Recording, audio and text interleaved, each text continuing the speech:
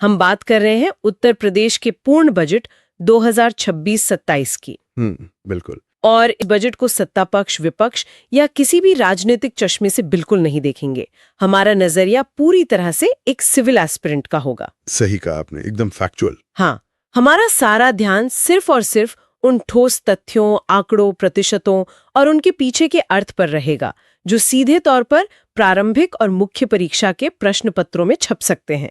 चलिए इसे थोड़ा विस्तार से समझते हैं। ये एक बहुत ही शानदार शुरुआत है। प्रतियोगी परीक्षाओं, विशेषकर यूपीपीसीएस या यूपीएससी के दृष्टिकोण से देखा जाए तो बजट केवल आय और व्यय का एक नीरस ब्यौरा नहीं होता। ये दरअसल राज्य के विकसित और आत्मनिर्भर बनने की दिशा में एक स्पष्ट ब्लूप्रिंट होता है। ब्लूप्रिंट। जी। हमारी स्रोत के अनुसार इस बार के बजट का जो पूरा गुरुत्वाकर्षण केंद्र है वो युवा और रोजगार पर टिका हुआ है। सिविल सेवा की मुख्य परीक्षाओं में अक्सर सरकार की प्राथमिकताओं से जुड़े विश्लेषणात्मक प्रश्न पूछे जाते हैं, जहां आपको सिर्फ आंकड़े नहीं लिखने होते। बिल्कुल। वहां आपको साबित करना होता है कि सरकार की दिशा क्या है, और इस बजट की दिशा स्पष्ट रूप से युवा सशक्तिकरण और रोजगार सृजन की ओर झुकी हुई है। दिशा की बात तो हम करेंगे ही, लेकिन अगर हम इसके ऐतिहासिक आकार और संदर्भ की बात करें तो स्रोत बताता है कि ये अब तक का सबसे बड़ा और भारी भरकम बजट है। एक एस्पिरिन के तौर पर जो सबसे पहला तथ्य मुझे ध्यान में आता है वो ये है कि ये वर्तमान योगी सरकार का 10वां बजट है। 10वां बजट, और उनके दूसरे कार्यकाल का आखिरी पूर्ण बजट भी है। हाँ, आखिरी पूर्ण बजट। परीक्षा बनाने वालों के लिए ये अपने आप में एक बहुत ही महत्वपूर्ण टाइमलाइन है। तथ्यों की इस कड़ियों को अगर हम जोड़ें तो परीक्षाओं में सीधे तौर पर बजट प्रस्तुतकर्ता और उसके आकार से जुड़े एमसीक्यूज बनते हैं। इस बार का बजट उत्तर प्रदेश के वित्त मंत्री सुरेश खन्ना जी द्वारा प्रस्तुत किया गया है। अब आते हैं उस जादुई आंकड़े पर जो प्रीलिम्स में पूछा जा सकता है, जो कि बहुत बड़ा आंकड़ा है। हाँ, इस पूर्ण बजट का कुल आकार 9.12 लाख करोड़ रुपए है। हालांकि यहाँ एक बहुत ही बारीक पेंच है जिस पर छात्रों को ध्यान देना चाहिए। कुछ विशिष्ट आर्थिक दस्तावेजों और भाषण के अंशों में इसे 9,16,960 करोड़ रुपए भी बताया गया है। रुको, यहाँ तो कंफ्यूजन हो सकता है। 9.12 लाख करोड़ और 9,16,960 करोड़। परीक्षण हॉल के दबाव में एक छात्र किसे सही मानेगा? यही वो जगह है जहां स्मार्ट स्टडी काम आती है। परीक्षा की तैयारी करने वालों को इन दोनों ही आंकड़ों को अपनी नोटबुक में दर्ज करना चाहिए। आयोग कभी-कभी विकल्प बहुत करीब से देता है, मतलब दशमलव में भी दे सकता है। बिल्कुल। अगर विकल्प दशमलव में है, जैसे 9.12, 9.15, तो 9.12 लाख करोड़ सही होगा। और अगर पूर्ण संख्या में पूछा गया है तो 9,16,960 करोड़ पर टिक करना होगा। ये दोनों ही आंकड़े राज्य की बढ़ती आर्थिक शक्ति को दर्शाते हैं। 9.12 लाख करोड़ रुपए। इतने सारे शून्य होते हैं संख्या में कि कल्पना करना भी मुश्किल है। और अगर हम पिछले वर्ष यानी 2025-26 के बजट से इसकी तुलना करें तो ये छलांग कितनी बड़ी है? अगर हम पिछले वित्तीय वर्ष की तुलना में देखें तो इस बजट में लगभग 12% की वृद्धि दर्ज की गई है। अब यहाँ ध्यान देने वाली बात यह है कि सिविल सेवा की प्रारंभिक परीक्षाओं में अक्सर कथन वाले प्रश्न आते हैं, स्टेटमेंट बेस्ड। हाँ, जहाँ एलिमिनेशन करना होता है। वहां आपको एक कथन दिया जा सकता है कि उत्तर प्रदेश के वर्तमान बजट में पिछले बजट की तुलना में 15% की भारी वृद्धि हुई है। एक आम छात्र भारी वृद्धि पढ़कर उसे सही मान लेगा, लेकिन वहीं पर एक गंभीर छात्र को पहचानना होता है कि सही आंकड़ा 15 नहीं बल्कि लगभग 12% है। 12%? जी। एलिमिनेशन मेथड के लिए ये 12% का आंकड़ा बेहद महत्वपूर्ण हो जाता है। तो इस सब का असल में क्या मतलब है? पैसा तो आ गया, लेकिन परीक्षाओं में अक्सर एक और बहुत ही तकनीकी सवाल पूछा जाता है, पैसों का विभाजन। किस सेक्टर में बजट का कितना प्रतिशत हिस्सा खर्च किया जा रहा है? अगर हम इसे व्यापक संदर्भ में देखें तो किसी भी सरकार की असली नीतियां उसके भाषणों में नहीं बल्कि इस बात में छिपी होती हैं कि वो अपना पैसा कहां खर्च कर रही हैं। चलिए इसका चरण दर चरण विश्लेषण करते हैं, क्योंकि यहां से मैच द फॉलोइंग यानी सही मिलान वाले प्रश्न बनते हैं। हाँ, वो सूची 1 और सूची 2 वाले। एकदम सही। इस 9 लाख करोड़ से अधिक के बजट का जो सबसे बड़ा हिस्सा है यानी पूरे 22%, वो अकेले इंफ्रास्ट्रक्चर या बुनियादी ढांचे पर खर्च किया जा रहा है। यानी हर 100 रुपए में से 22 रुपए सिर्फ इंफ्रास्ट्रक्चर को मजबूत करने में जा रहे हैं। लेकिन इंफ्रास्ट्रक्चर एक बहुत बड़ा शब्द है। इसके अंदर असल में क्या क्या आता है जिसे छात्र मुख्य परीक्षा के उत्तरों में लिख सकते हैं? बहुत ही प्रासंगिक सवाल है। जब हम 22% इंफ्रास्ट्रक्चर की बात करते हैं तो इसका अर्थ है राज्य में नए एक्सप्रेसवे, पुल, बिजली की ट्रांसमिशन लाइनें, पीने का पानी, गरीबों के लिए आवास, शहरी विकास परियोजनाएं और सबसे महत्वपूर्ण पूंजीगत खर्च या कैपिटल एक्सपेंडिचर। मैं यहीं आपको रोकना चाहूंगी। पूंजीगत खर्च या कैपिटल एक्सपेंडिचर, ये शब्द अखबारों और किताबों में बहुत आता है। अगर हम इसे बिल्कुल सरल भाषा में समझना चाहें तो ये क्या होता है? इसे इस तरह से देखिए, अगर सरकार कर्मचारियों को वेतन दे रही है या सब्सिडी बांट रही है तो वो पैसा एक बार में खर्च हो गया, इसे राजस्व खर्च कहते हैं। लेकिन जब सरकार कोई नई सड़क बनाती है, कोई नया सोलर पावर प्लांट लगाती है या कोई अस्पताल खड़ा करती है तो वो पूंजीगत खर्च है, जो आगे चलकर फायदा देगा। बिल्कुल। ये वो संपत्ति है जो आने वाले कई दशकों तक राज्य को रिटर्न देगी, वहां व्यापार बढ़ाएगी और लोगों को सहूलियत देगी। 22% का ये बड़ा हिस्सा बता रहा है कि यूपी सरकार भविष्य की संपत्तियां बनाने पर सबसे ज्यादा जोर दे रही है। ये एक बहुत ही बेहतरीन क्रंच था।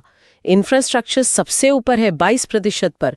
इसके बाद शिक्षा, स्वास्थ्य या कृषि जैसे क्षेत्रों का क्या क्रम है? इंफ्रास्ट्रक्चर के बाद जो दूसरा सबसे बड़ा हिस्सा है वो शिक्षा को मिला है। ये कुल बजट का 13% है। 13%? जी। इसमें प्राइमरी स्कूलों का कायाकल्प, नए छात्रावासों का निर्माण और विशेष रूप से बालिकाओं की शिक्षा के लिए सुविधाओं का विस्तार शामिल है। शिक्षा के ठीक बाद नंबर आता है कृषि और उससे संबंधित क्षेत्रों का, जिसके लिए 11% का आवंटन किया गया है। 11% कृषि के लिए। यहाँ एक सवाल उठता है। उत्तर प्रदेश की पहचान दशकों से एक कृषि प्रधान राज्य की रही है। राज्य की आधी से ज्यादा आबादी आज भी खेती पर निर्भर है। ऐसे में क्या ये 11% का आवंटन आपको थोड़ा कम नहीं लगता, या इसमें कोई कैच है? सतही तौर पर देखने पर यह कम लग सकता है, लेकिन अर्थशास्त्र का नजरिया कुछ और कहता है। कृषि के आधुनिकीकरण के लिए अब सिर्फ सीधे नकद की जरूरत नहीं है, बल्कि स्ट्रक्चरल बदलाव की जरूरत है। मतलब बुनियादी ढांचा का फायदा उन्हें भी मिलेगा? बिल्कुल। जो 22% इंफ्रास्ट्रक्चर पर खर्च हो रहा है, जैसे कोल्ड स्टोरेज के लिए बिजली या गांव से मंडी तक की सड़क, वो अप्रत्यक्ष रूप से कृषि को ही फायदा पहुंचा रहा है। इसके आगे के क्रम को देखें तो चिकित्सा एवं स्वास्थ्य सेवाओं के लिए बजट का 6% हिस्सा रखा गया है, जबकि सामाजिक सुरक्षा के लिए 4% का प्रावधान है। तो एस्पिरेंट्स के लिए याद रखने का डिक्रीजिंग ऑर्डर या घटता क्रम कुछ ऐसा होगा। सबसे ज्यादा इंफ्रास्ट्रक्चर 22%, फिर शिक्षा 13%, उसके बाद कृषि 11%, फिर स्वास्थ्य 6% और अंत में सामाजिक सुरक्षा 4%। मुझे याद है पिछले कुछ वर्षों के प्रश्न पत्रों में ठीक इसी तरह सेक्टर और प्रतिशत को आमने सामने रखकर सही मिलान करने के प्रश्न आए थे। तथ्य बिल्कुल वही हैं। जो छात्र इस क्रोनोलॉजी को रटने के बजाय समझ लेंगे, उनके लिए परीक्षा हॉल में एलिमिनेशन करना बहुत आसान हो जाएगा। यह सच में एक बहुत ही स्पष्ट खाका है। अब हमने सड़कों और स्कूलों की बात तो कर ली, लेकिन उन सड़कों पर चलेगा कौन? हमारे युवा। चूंकि यह एक चुनावी वर्ष के करीब का समय है, इसलिए रोजगार एक स्वाभाविक रूप से बड़ा मुद्दा बन जाता है। स्रोत के अनुसार बजट में युवाओं और रोजगार को लेकर क्या ठोस दावे किए गए हैं? युवाओं के खंड से कई ऐसे आंकड़े निकलते हैं जो सीधे परीक्षा में पूछे जाएंगे। सबसे प्रमुख तथ्य यह है कि इस बजट में 10 लाख नई नौकरियों या रोजगार के अवसरों का सीधा लक्ष्य रखा गया है। 10 लाख नौकरियां? ये सुनने में तो बहुत आकर्षक लगता है, लेकिन क्या ये 10 लाख सिर्फ सरकारी पद है? क्योंकि अक्सर ऐसी घोषणाओं को लेकर छात्रों के मन में भ्रम रहता है। यह एक बहुत ही जरूरी स्पष्टीकरण है। परीक्षा में अगर यह कथन आता है कि बजट में 10 लाख नई सरकारी नौकरियों की घोषणा की गई है, तो वो कथन गलत होगा। गलत होगा? हाँ, ये 10 लाख रोजगार के अवसर हैं, जिसमें सरकारी भर्तियां, प्राइवेट सेक्टर में आ रहे निवेश से पैदा होने वाली नौकरियां और एमएसएमई सेक्टर में उत्पन्न होने वाले अवसर, सब कुछ शामिल है। इसके अलावा जो दूसरा सबसे बड़ा आंकड़ा है, वो डिजिटल सशक्तिकरण का है। प्रदेश के छात्र छात्राओं को टैबलेट और स्मार्टफोन वितरित करने के लिए 2374 करोड़ रुपए का एक भारी भरकम प्रावधान किया गया है। 2374 करोड़ रुपए सिर्फ डिजिटल उपकरणों के लिए? ये साबित करता है कि सरकार डिजिटल डिवाइड को पाटने के लिए कितने बड़े स्तर पर काम कर रही है। और मजे की बात यह है कि बात सिर्फ स्क्रीन बांटने तक सीमित नहीं है। डिजिटल एंटरप्रेन्योरशिप योजना के तहत युवाओं को स्वरोजगार से जोड़ने की पहल की जा रही है। साथ ही युवाओं को बाजार की मांग के अनुसार कुशल बनाने के लिए पीपीपी मोड में नए कौशल विकास केंद्रों की स्थापना की जा रही है। पीपीपी यानी पब्लिक प्राइवेट पार्टनरशिप। मुख्य परीक्षा में जब भी गवर्नेंस या इकोनॉमी पर उत्तर लिखना हो तो पीपीपी मॉडल का जिक्र उत्तर के वजन को बढ़ा देता है। आसान भाषा में कहें तो सरकार बुनियादी ढांचा या फंड देगी और प्राइवेट कंपनियां अपनी आधुनिक तकनीक, ट्रेनिंग मॉड्यूल और मैनेजमेंट लेकर आएंगी। बिल्कुल सटीक। ये सरकार और बाजार के बीच का वो तालमेल है जो आज के समय की सबसे बड़ी जरूरत है। अब विकास का पहिया सिर्फ एक तरफा तो घूम नहीं सकता। हमने युवाओं की बात कर ली, लेकिन कोई भी राज्य तब तक विकसित नहीं हो सकता जब तक उसकी आधी आबादी यानी महिलाएं आर्थिक और सामाजिक मुख्यधारा में पूरी मजबूती से शामिल न हो। तो चलिए देखते हैं नारी शक्ति और महिला कल्याण के लिए इस खजाने में क्या खास रखा गया है। महिला कल्याण के खंड से एक ऐसा तथ्य सामने आया है जो आगामी परीक्षाओं के लिए अति महत्वपूर्ण की श्रेणी में चमक रहा है। वो योजना है मुख्यमंत्री सामूहिक विवाह योजना। हाँ, ये योजना काफी चर्चा में रहती है। उसे इस बजट में बढ़ाकर सीधे 1 लाख रुपए कर दिया गया है। सीधे 1 लाख रुपए का सीधा अनुदान, ये वास्तव में एक बड़ा नीतिगत बदलाव है। और जहां तक मैं लोक सेवा आयोग के पैटर्न को समझती हूँ, वे पुरानी राशि और नई राशि को कथनों में उलझाकर जरूर पूछेंगे। ये तथ्य तो मैच द फॉलोइंग वाले सवालों में निश्चित रूप से देखने को मिल सकता है। इसमें कोई शक नहीं है। इसके अतिरिक्त उच्च शिक्षा प्राप्त कर रही छात्राओं को मोबिलिटी और आत्मनिर्भरता देने के लिए स्कूटी वितरण योजना के तहत 400 करोड़ रुपए का आवंटन किया गया है। लेकिन इन कल्याणकारी योजनाओं के साथ साथ एक और दूरगामी कदम उठाया गया है। वो क्या है? कार्यबल या वर्कफोर्स में महिलाओं की आर्थिक भागीदारी बढ़ाने के लिए पीपीपी मोड में विशेष महिला प्रशिक्षण केंद्र बनाए जा रहे हैं। ये सिर्फ अनुदान बांटने की बात नहीं है, बल्कि महिलाओं को एम्प्लॉयबल बनाने का एक समग्र दृष्टिकोण है। बात करते हैं तो वो तभी सफल होगा जब राज्य में उद्योग लगें। और स्रोत के अनुसार औद्योगिक विकास के जो आंकड़े हैं वे उत्तर प्रदेश की पारंपरिक छवि को पूरी तरह से तोड़ रहे हैं।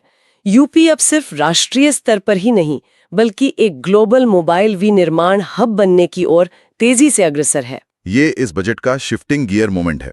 दशकों से यूपी की पहचान मुख्य रूप से खेती और कृषि आधारित उद्योगों तक सीमित थी, लेकिन अब जो आंकड़े हैं वे चौंकाने वाले हैं।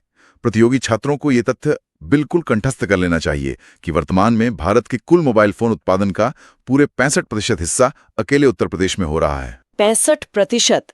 अगर हम इसे विजुअलाइज करें तो इसका मतलब है कि अगर भारत में बने कोई भी 10 फोन एक मेज पर रखे हैं तो संभावना है कि उनमें से कम 6 या 7 फोन पर अदृश्य रूप से मेड इन यूपी का ठप्पा लगा है। ये किसी भी राज्य के लिए एक विशाल विनिर्माण क्षमता का प्रमाण है। और ये क्षमता सिर्फ असेंबलिंग यानी पुर्जों को जोड़ने तक सीमित नहीं है।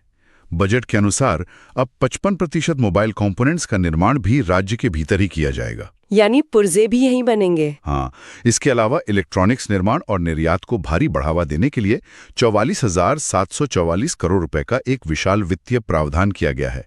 ये आंकड़ा मुख्य परीक्षा में उत्तर प्रदेश के औद्योगिकीकरण पर निबंध या उत्तर लिखते समय बहुत काम आएगा। निवेश के नजरिए से स्रोत में कुछ और भारी भरकम शब्दों और आंकड़ों का इस्तेमाल हुआ है, जैसे MOU और ग्राउंड ब्रेकिंग।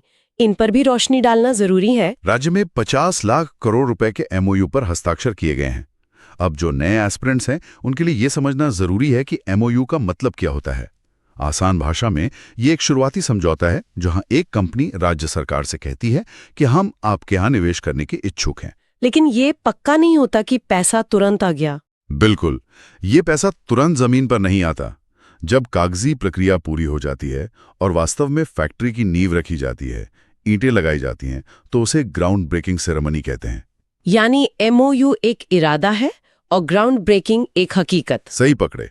और हकीकत यह है कि अब तक राज्य में 4 ग्राउंड ब्रेकिंग समारोह संपन्न हो चुके हैं। सबसे महत्वपूर्ण तथ्य जो परीक्षा में पूछा जा सकता है वो ये है कि 15 लाख करोड़ रुपए की 16,000 से अधिक औद्योगिक परियोजनाएं अब धरातल पर लागू होने जा रही हैं। ये सिर्फ हवाई निवेश नहीं है, बल्कि जमीन पर आकार ले रही परियोजनाएं हैं जिनसे लाखों प्रत्यक्ष और अप्रत्यक्ष रोजगार पैदा होंगे। यानी यूपी के इंडस्ट्रियल पावर हाउस बनने की तैयारी पूरी है।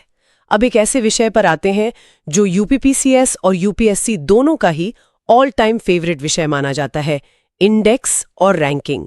इंडेक्स याद करते करते एस्पिरेंट्स के पसीने छूट जाते हैं, लेकिन यही वो हिस्सा है जो प्रीलिम्स में पक्के नंबर दिलाता है।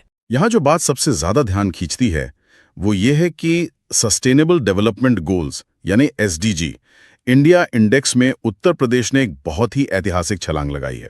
तो इसमें यूपी का रिपोर्ट कार्ड कैसा रहा है? अगर हम पीछे मुड़कर वर्ष 2018-19 की रिपोर्ट देखें तो उत्तर प्रदेश 29वें स्थान पर खड़ा था, जो कि बहुत उत्साहजनक नहीं था। लेकिन अब वर्ष 2023-24 की नवीनतम रिपोर्ट में राज्य ने एक असाधारण लंबी छलांग लगाई है और सीधे 18वें स्थान पर पहुंच गया है। 29वें से सीधे 18वें स्थान पर आना ये कोई सामान्य प्रगति नहीं है। ये रातों रात नहीं हुआ है। परीक्षा में इसका कारण भी पूछा जा सकता है।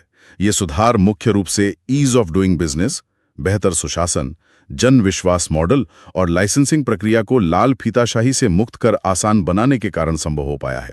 प्रारंभिक परीक्षा में यह सीधा सवाल बन सकता है कि 2023-24 के एसडीजी इंडेक्स में यूपी की रैंक क्या है। आपको याद रखना है 18वीं। हमने उद्योग, इंफ्रास्ट्रक्चर और रैंकिंग की काफी बात की, लेकिन उत्तर प्रदेश की आत्मा आज भी उसके गांवों में बसती है। कृषि को भी इस बजट में एक नए और आधुनिक नजरिए से देखा गया है। स्रोत में खेत से विदेश तक का जिक्र है। कृषि के आधुनिकीकरण के लिए इस बजट में कई स्तरों पर काम हो रहा है। राज्य में एग्री एक्सपोर्ट हब स्थापित करने का प्रावधान है ताकि यहां के किसानों की उपज सीधे अंतर्राष्ट्रीय बाजार तक पहुंच सके।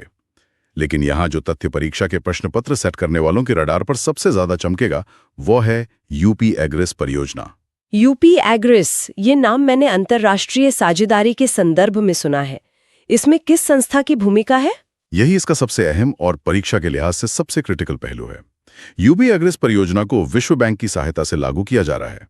इसका मुख्य उद्देश्य किसानों की वैश्विक बाजार तक पहुंच बनाना और उनकी आय को बढ़ाना है। यहाँ मैं छात्रों को आगाह करना चाहूंगी, परीक्षा में अक्सर ऐसे सवाल आते हैं कि यूपी एग्रिस परियोजना किस संस्था के सहयोग से चल रही है, और विकल्पों में आपको world bank, IMF, Asian development bank जैसे मिलते जुलते नाम दे दिए जाएंगे। ये एक बहुत ही सटीक अवलोकन है।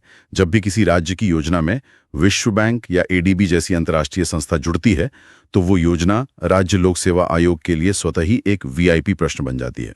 इसलिए यूपी एग्रिस के साथ विश्व बैंक का नाम मजबूती से याद रखना है। तो अगर हम इस पूरी चर्चा को समेटें तो ये प्रतियोगी परीक्षाओं की तैयारी करने वालों के लिए सचमुच एक गोल्ड माइन है।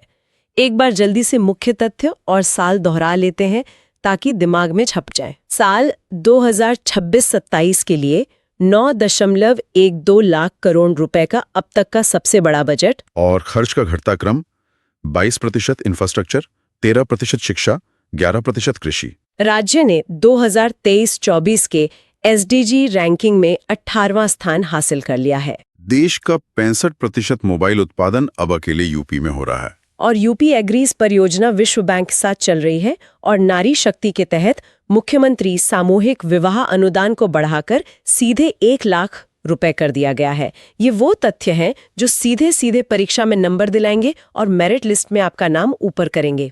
एक विशेषज्ञ के तौर पर मैं यही कहूंगा कि तथ्यों को रटना पहला कदम है, लेकिन ज्ञान तभी सबसे अधिक मूल्यवान होता है जब उसे सही संदर्भ में समझा और विश्लेषित किया जाए। जैसे कि ये पूरा बजट कैसे एक कृषि प्रधान राज्य को एक औद्योगिक और तकनीकी पावर हाउस में बदलने की कहानी कह रहा है। ये समग्र समझ ही आपको मुख्य परीक्षा के उत्तरों और इंटरव्यू में बाकी उम्मीदवारों से बहुत आगे ले जाती है। बहुत ही शानदार और गहरी अंतर्दृष्टि। इस चर्चा का अंत हम एक गहरे और थोड़े अलग सवाल के साथ करना चाहेंगे। बजट में 50 लाख करोड़ रुपए के MOU और 15 लाख करोड़ रुपए की 16,000 औद्योगिक परियोजनाओं को धरातल पर उतारने की बात मजबूती से कही गई है।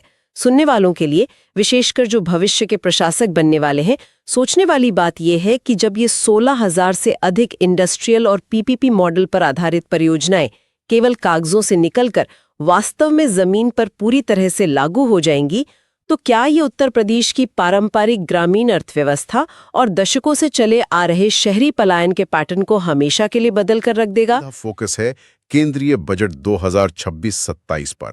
और क्योंकि देखिए, जब हम पिछले सालों के पेपर्स देखते हैं तो एक पैटर्न समझ आता है। हाँ, पैटर्न ये है कि सवाल सिर्फ करंट अनाउंसमेंट से नहीं आते। एग्जैक्टली, सवाल हिस्ट्री और कॉन्स्टिट्यूशन की गहराइयों से भी पूछे जाते हैं। तो आज हम कोई कहानी नहीं बनाएंगे, सीधे तथ्यों और आंकड़ों को डिकोड करेंगे। ये अप्रोच एग्जाम क्लियर करने के लिए सबसे बेस्ट है, क्योंकि अगर हम डेटा को बस रटने के बजाय उसकी इकोनॉमिक इंपॉर्टेंस समझ लें तो याद रखना आसान हो जाता है। तो शुरुआत थोड़ा पीछे से करते हैं। अगर हम बजट के कॉन्स्टिट्यूशनल एंगल को देखें तो ये सिर्फ पेपर का पुलिंदा नहीं है। सही बात है, ये देश चलाने का एक लीगल फ्रेमवर्क है। मैं बताती हूँ। जैसे सबसे पहले हम मनी बिल या धन विधेयक की बात करते हैं। हाँ, आर्टिकल 110। बिल्कुल, भारतीय संविधान के अनुच्छेद 110 के तहत इसको बहुत ही क्लियरली डिफाइन किया गया है। यह आर्टिकल सीधे तौर पर टैक्स लगाने, हटाने या सरकार जो उधार लेते हैं उस धन से जुड़ा होता है। और इसमें एक बहुत ही कमाल की बात है, जिसे हम आम बोलचाल में बजट कहते हैं। हाँ, संविधान में वो शब्द है ही नहीं। सही पकड़ा, पूरे संविधान में बजट शब्द का कोई जिक्र नहीं है। अनुच्छेद 112 में से वार्षिक वित्तीय विवरण यानी एनुअल फाइनेंशियल स्टेटमेंट कहा गया है। ये एक ऐसा स्टैटिक जीके का फैक्ट है जो पता नहीं कितनी बार एग्जाम्स में पूछा जा चुका है। और हिस्ट्री के इन्हीं पन्नों में कुछ और नाम भी हैं, जैसे भारतीय बजट व्यवस्था के जनक किसे माना जाता है? James Wilson. उन्होंने 1860 में पहली बार भारत का बजट पेश किया था। उस वक्त 1857 की क्रांति के ठीक बाद ब्रिटिश शासन को अपना फाइनेंशियल स्ट्रक्चर वापस खड़ा करना था। सही कहा। और अगर हम आजाद भारत की बात करें तो सबसे ज्यादा बार बजट पेश करने का रिकॉर्ड किसके नाम है? मोरारजी देसाई। उन्होंने पूरे 10 बार देश का बजट संसद में रखा था। और इसमें एक बड़ा ही इंटरेस्टिंग एग्जाम फैक्ट ये है कि उन्होंने 2 बार अपने जन्मदिन पर यानी 29 फरवरी को बजट पेश किया था। वाह, ये तो एक जबरदस्त मेमोरी हो गया है, इसे भूलना मुश्किल है। वैसे एक और बड़ा बदलाव 1964 में आया था, है ना? बिल्कुल, उस साल से पहले इकोनॉमिक सर्वे यानी आर्थिक सर्वेक्षण मेन बजट का ही हिस्सा होता था, पर 1964 में इसे अलग कर दिया गया ताकि देश की पिछली आर्थिक रिपोर्ट और आगे के अनुमान को अलग अलग समझा जा सके। इसीलिए अब ये बजट से ठीक एक दिन पहले आता है। हाँ, और इस तरह के इंस्टीट्यूशनल चेंजेस में एक और बड़ा लैंडमार्क है विवेक देब्रॉय समिति की सिफारिश। रेलवे बजट वाला मैटर। सही। लगभग 92 सालों तक भारत में रेलवे बजट आम बजट से अलग आता था, पर 2016 में इस समिति ने दोनों को मर्ज करने की सिफारिश की, जिसका नतीजा ये हुआ कि 1 फरवरी 2017 को आजाद भारत के इतिहास में पहली बार दोनों बजट एक साथ पेश हुए। विवेक देब्रॉय समिति और 2017 का साल दोनों एग्जाम के लिए गोल्ड माइन है। बिल्कुल। और मॉडर्न टेक की बात करें तो 2021 भी इंपॉर्टेंट है। उस साल कोविड के दौरान पहली बार पेपरलेस बजट पेश हुआ था। कॉन्स्टिट्यूशनल रूल सरकार की अकाउंटेबिलिटी तय करता है। वित्त विधेयक या फाइनेंस बिल को 7.5 दिनों के भीतर संसद से पास करवाना जरूरी होता है। हाँ, और सबसे अहम बात, ये बिल सबसे पहले हमेशा लोकसभा में ही पेश होता है। क्योंकि लोकसभा सीधे जनता द्वारा चुनी जाती है, तो पब्लिक के पैसे पर पहला हक उन्हीं का होना चाहिए। ये एक फंडामेंटल डेमोक्रेटिक प्रिंसिपल है। एकदम सही।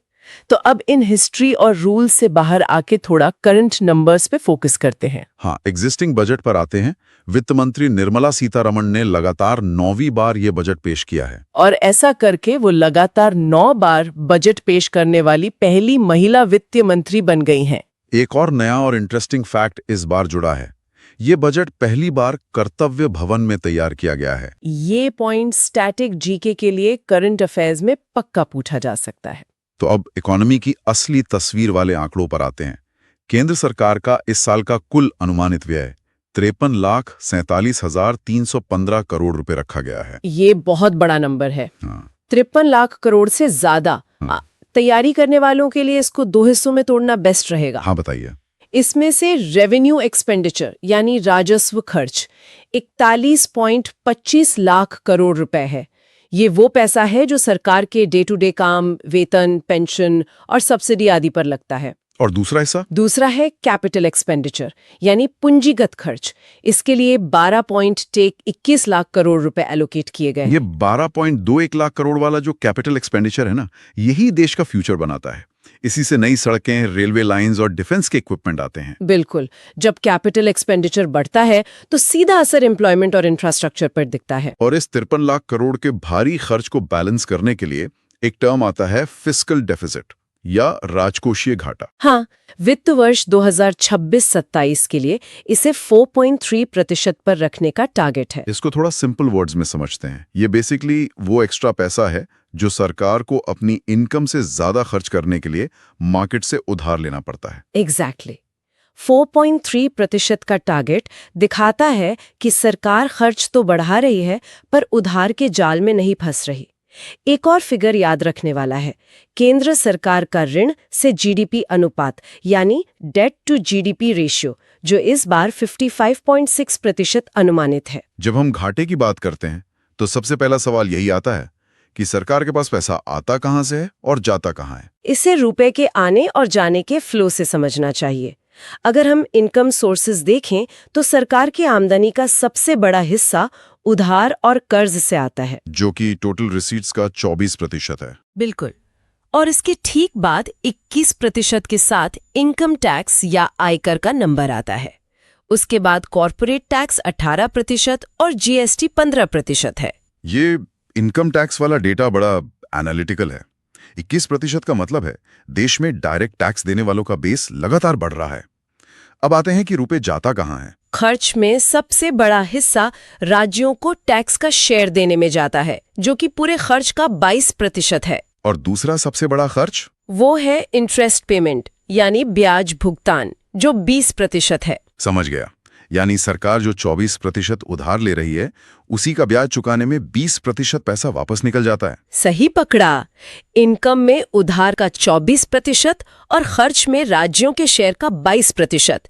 ये दोनों परसेंटेजेस एग्जाम्स के लिए सुपर इंपॉर्टेंट है। राज्यों के शेयर से याद आया, 16वें फाइनेंस कमीशन की सिफारिशों को भी डिस्कस करना जरूरी है। हाँ, 16वें वित्त आयोग ने केंद्रीय करों में राज्यों की हिस्सेदारी 41% तय की है। और एग्जाम पॉइंट ऑफ व्यू से सबसे अहम फैक्ट ये है कि ये 41% की व्यवस्था 2026 से 2031 तक यानी पूरे 5 साल के ब्लॉक के लिए लागू रहेगी। इसमें एक बड़ा लॉजिकल चेंज भी हुआ है। अब राज्यों को पैसा बांटते वक्त उनके स्टेट जीडीपी कंट्रीब्यूशन को एक नया फैक्टर माना गया है। इससे उन राज्यों को फायदा होगा जो आर्थिक विकास में अच्छा परफॉर्म कर रहे हैं। अब अगर हम स्पेसिफिक मिनिस्ट्रीज पर आएं तो नेशनल सिक्योरिटी सबसे ऊपर दिखती है। रक्षा मंत्रालय को सबसे ज्यादा 7,84,678 करोड़ रुपए मिले हैं। ये पिछले साल से सीधा 21% ज्यादा है। ये जंप दिखाता है कि बॉर्डर सिक्योरिटी और मिलिट्री मॉडर्नाइजेशन पर कितना फोकस है। इसके अलावा 2 और मेन पिलर्स हैं, कृषि जिसके लिए 1.40 लाख करोड़ और शिक्षा जिसके लिए 1.39 लाख करोड़ रुपीस एलोकेट किए गए हैं। नेशनल सिक्योरिटी के साथ फॉरेन डिप्लोमेसी भी बजट का हिस्सा होती है। नेबरहुड फर्स्ट पॉलिसी के तहत फॉरेन ग्रांट्स का डेटा देखना चाहिए। हाँ, पड़ोसी देशों की मदद की बात करें तो भूटान सबसे टॉप पर है। उसे 2288.56 करोड़ रुपए मिले हैं। और नेपाल के लिए 800 करोड़ रखे गए हैं, जबकि मालदीव्स और मॉरिशस दोनों के लिए 550-550 करोड़ रुपए हैं। ये ग्रांट्स बेसिकली साउथ एशिया में एक डिप्लोमेटिक बैलेंस बनाने का टूल है। चलिए मैक्रो इकोनॉमिक्स से अब सीधे पर्सनल फाइनेंस और टैक्स रिफॉर्म्स पर आते हैं। सबसे बड़ी खबर तो नए इनकम टैक्स एक्ट की है। बिल्कुल, जो 1 अप्रैल 2026 से लागू होने जा रहा है। ध्यान देने वाली बात यह है कि पुरानी 2025-26 वाली व्यवस्था में 12 लाख तक की आय टैक्स फ्री रखी गई थी। पर टैक्स रिफॉर्म सिर्फ स्लैब तक लिमिटेड नहीं है, कुछ प्रैक्टिकल चेंजेस भी हैं। जैसे फॉरेन ट्रैवल या मेडिकल खर्च पर जो टीसीएस लगता था, उसकी रेट घटाकर अब बस 2% कर दी गई है। और पर्सनल यूज के लिए जो सामान इंपोर्ट होता था, उस पर कस्टम ड्यूटी 20% से घटाकर 10% हो गई है। हेल्थ केयर में कस्टम ड्यूटी पर एक बहुत बड़ा फैसला आया है। 17 जीवन रक्षक कैंसर दवाओं पर बेसिक कस्टम ड्यूटी पूरी तरह माफ कर दी गई है। इसमें रिबोसिक्लिब और वेनेटोक्लैक्स जैसी दवाएं शामिल हैं। कॉम्पिटिटिव एग्जाम्स में इन दवाओं का नाम देके सीधा सवाल बन सकता है। दूसरी तरफ शेयर मार्केट के रूल्स थोड़े टाइट किए गए हैं। ऑप्शंस एक्सरसाइज करने पर लगने वाला एसटीटी यानी सिक्योरिटीज ट्रांजैक्शन टैक्स अब 0.15% कर दिया गया है। ये डेफिनेटली मार्केट की स्पेक्यूलेशन को कंट्रोल करने के लिए है। और एक फैक्ट जो 1 अप्रैल 2026 से लागू होगा, शेयर बायबैक से आने वाली इनकम को अब शेयर धारकों के लिए कैपिटल गेन्स माना जाएगा। हाँ, पहले कंपनियां डिविडेंड टैक्स बचाने के लिए बायबैक करती थी। अब उस लूप होल को टैक्स के दायरे में ला दिया गया है। इन टैक्स रिफॉर्म्स के बाद अब थोड़ा इंफ्रास्ट्रक्चर और मेजर मिशंस के डेटा पर फोकस करते हैं। अगले 5 साल का टारगेट 20 नए वाटरवेज और 7 नए हाई स्पीड कॉरिडोर्स बनाना। इन 7 हाई स्पीड कॉरिडोर्स में मुंबई, पुणे और दिल्ली, वाराणसी जैसे हेवी ट्रैफिक वाले रूट्स हैं। और एक बड़ी प्रोजेक्ट अनाउंस हुई है, डंकुनी से सूरत को जोड़ने वाला नया डेडिकेटेड फ्रेट कॉरिडोर। ये डंकुनी से सूरत वाला कॉरिडोर बहुत स्ट्रेटेजिक है। ये ईस्ट इंडिया के कोल और मिनरल एरियाज को वेस्ट के इंडस्ट्रियल और एक्सपोर्ट हब से डायरेक्ट कनेक्ट करेगा। सही बात है। अब स्कीम्स के फंड्स की बात करते हैं, जो डायरेक्ट मैच द फॉलोइंग वाले सवालों में आते हैं। एग्रीकल्चर में भारत विस्तार नाम से नया AI टूल लॉन्च हो रहा है, जिसके लिए 1500 करोड़ रुपए का फंड है। ये रीजनल लैंग्वेजेस में किसानों को वेदर और मार्केट की जानकारी देगा। और PM किसान सम्मान निधि के लिए 65,000 करोड़ रुपए का मैसिव बजट मेंटेन रखा गया है। हेल्थ सेक्टर में बायोफार्मा शक्ति मिशन का जिक्र करना जरूरी है। इसके लिए 10,000 करोड़ रुपए एलोकेट हुए हैं। इसका गोल है कि कैंसर और डायबिटीज जैसी दवाओं के एक्टिव फार्मास्यूटिकल इंग्रेडिएंट्स यानी API भारत में ही बने, ताकि इंपोर्ट पर निर्भरता खत्म हो। साथ ही एम्स के पैटर्न पर 3 नए all India institute of Ayurveda बनाए जाएंगे। और फर्टिलाइजर्स में असम में नया यूरिया प्लांट लगेगा, जिसका प्रोडक्शन 12.7 लाख मेट्रिक टन होगा। वाटर और लॉजिस्टिक्स भी इंफ्रास्ट्रक्चर का मेन हिस्सा है। जल जीवन मिशन को 67,670 करोड़ रुपए मिले हैं। पर एक योजना जो सबसे अलग और स्ट्रेटेजिक है, वो है कंटेनर निर्माण योजना या कंटेनर मैन्युफैक्चरिंग स्कीम। राइट। अभी हम शिपिंग कंटेनर्स के लिए लगभग पूरी तरह चाइना पर डिपेंडेंट हैं। इसी को काउंटर करने के लिए चाइना +1 स्ट्रैटेजी के तहत ये स्कीम आई है। इनिशियल फंड इसका 100 करोड़ रुपए रखा गया है। एक ग्लोबल सप्लाई चेन के लिए एक बड़ा मास्टर स्ट्रोक हो सकता है। अब चर्चा के आखिरी हिस्से की तरफ चलते हैं, जहां कुछ फ्यूचर टारगेट्स हैं। बजट में ऑरेंज इकोनॉमी का बड़ा जिक्र हुआ। ऑरेंज इकोनॉमी यानी क्रिएटिव इंडस्ट्रीज, जैसे फिल्म, एनिमेशन, गेमिंग, जहां लोगों का दिमाग और क्रिएटिविटी ही सबसे बड़ी पूंजी होती है। और रूरल विमेन एंटरप्रेन्योर्स के प्रोडक्ट्स को मार्केट देने के लिए शी मार्ट्स की शुरुआत हुई है, जहां शी का फुल फॉर्म है सेल्फ हेल्प एंटरप्रेन्योर। इन नए कॉन्सेप्ट्स के साथ कुछ हार्डकोर इंडस्ट्रियल टारगेट्स भी हैं, जैसे पूर्वोदय इनिशिएटिव के तहत 4 राज्यों में रेयर अर्थ कॉरिडोर बनेगा। वो 4 राज्य हैं ओडिशा, केरला, आंध्र प्रदेश और तमिलनाडु। और इसके लिए 7,280 करोड़ रुपए का बजट है। ये रेयर अर्थ एलिमेंट्स आज का नया सोना है ना? स्मार्टफोन से लेकर इलेक्ट्रिक व्हीकल्स और डिफेंस, सब में यही यूज होते हैं। बिल्कुल। और इन चारों राज्यों की कोस्टल रीच इन्हें परफेक्ट बनाती है। अब आते हैं एग्जाम वाले टारगेट ईयर्स पर। सबसे पहला टारगेट 2047 का है। ग्लोबल सर्विस एक्सपोर्ट्स में भारत का शेयर 10% तक पहुंचाना है। और AVGC सेक्टर यानी एनिमेशन, विजुअल इफेक्ट्स, गेमिंग और कॉमिक्स में 2030 तक 2 मिलियन नए प्रोफेशनल्स की जरूरत होगी। इसी डिमांड को पूरा करने के लिए पूरे देश के 15,000 स्कूल्स और 500 कॉलेजेस में AVGC कंटेंट क्रिएटर लैब्स बनाए जाएंगे। और आखिर में एनवायरनमेंट डिप्लोमेसी की एक बड़ी खबर। नई दिल्ली 2026 में पहले ग्लोबल बिग कैट समिट की मेजबानी करेगा। ये समिट टाइगर, लायन, लेपर्ड जैसे जानवरों के कंजर्वेशन में भारत की लीडरशिप दिखाएगा। तो ओवरऑल देखा जाए तो अनुच्छेद 110 से लेकर 53 लाख करोड़ के खर्च तक और 4.3% फिस्कल डेफिसिट से लेकर 2047 के टारगेट्स तक एग्जाम्स के लिए हर फैक्ट कवर हो गया है। पर इन सभी फैक्ट्स को एनालाइज करते वक्त एक बड़ा एनालिटिकल सवाल दिमाग में आता है, जो हमारे नोट्स में तो है पर अभी तक ओपन एंडेड है। वो क्या? सोचने वाली बात यह है कि बजट में कंटेनर निर्माण योजना और इन AVGC लैब्स पर इतना जोर क्यों है? क्या ये सिर्फ जॉब्स और इकोनॉमी के लिए है, या फिर भारत फ्यूचर के ग्लोबल सप्लाई चेन वॉर में चाइना को सीधी टक्कर दे रहा है और जापानीज एनिमे या कोरियन वेव की तरह दुनिया पर अपना कल्चरल डोमिनेंस बनाना चाहता है? एक बहुत ही ब्रिलियंट और दूरदर्शी आकलन है। बजट सिर्फ नंबर नहीं होते, वो आगे आने वाले दशकों की महाशक्ति का ब्लूप्रिंट होते हैं। बिल्कुल, यही अप्रोच हर तैयारी करने वाले को रखनी चाहिए। तो बस इन्हीं एनालिटिकल विचारों के साथ आज की इस गहन चर्चा में जुड़ने के लिए आप सभी का धन्यवाद। धन्यवाद।